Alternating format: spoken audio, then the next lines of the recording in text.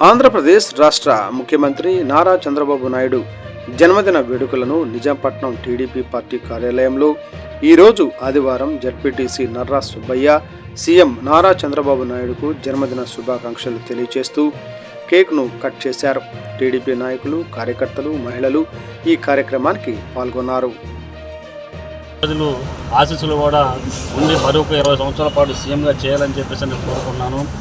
మన రాష్ట్ర ముఖ్యమంత్రి చంద్రబాబు నాయుడు గారు 1978లో రాజకీయ రంగ ప్రవేశం చేసి మొట్టమొదటిసారిగా ఎమ్మెల్యే అవ్వడం జరిగింది. 80 to 82 టైంలో భారతీయ కాంగ్రెస్ పార్టీలో మరి మంత్రివర్గంలో కూడా మంత్రిగా పనిచేయడం జరిగిందనమాట. దాని తర్వాత మన ఆంధ్రాభిమాన నాయకులు, తెలుగు దేశం పార్టీ వ్యవస్థాపకులు నందమూరి తారక రామారావు గారు పార్టీని ఏర్పాటు చేయడం జరిగింది. ఆ పార్టీలో ఆయన చేరటం కూడా జరిగిందనమాట.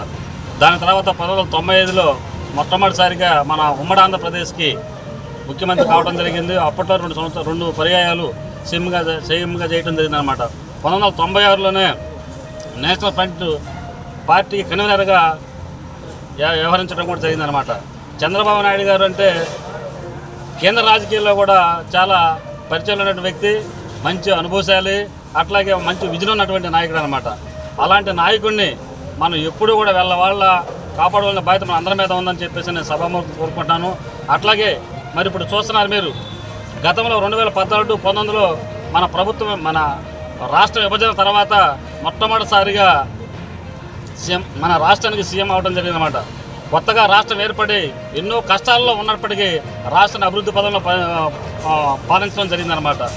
మన దరిద్రం కొద్దీ మన రాష్ట్రంలో ప్రభుత్వం మాట్లాడుతున్న మన రాజధాని అగమ్య గోచరంగా తయారైందనమాట.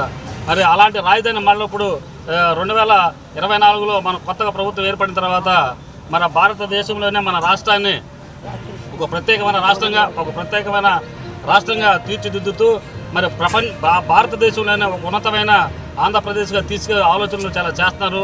అలాంటి వ్యక్తిని మనం వేళలా గెలిపించుకోవాలని చెప్పేసి నేను కోరుకుంటాను. అట్లాగే మరి అక్కడ సీఎంగా ఉంటూ మన రేపల కాన్స్టిట్యూన్సీ నుంచి అనగానే సత్యప్రసాద్ గారిని కూడాను మనం పదే గెలిపించుకోవాలని చెప్పేసి సభాముఖంగా కోరుకుంటూ నాకు అవకాశం కల్పించిన మీ అందరికీ కూడా పేరు కృతజ్ఞతలు తెలియపరుస్తూ సెలవు తీసుకున్నాను.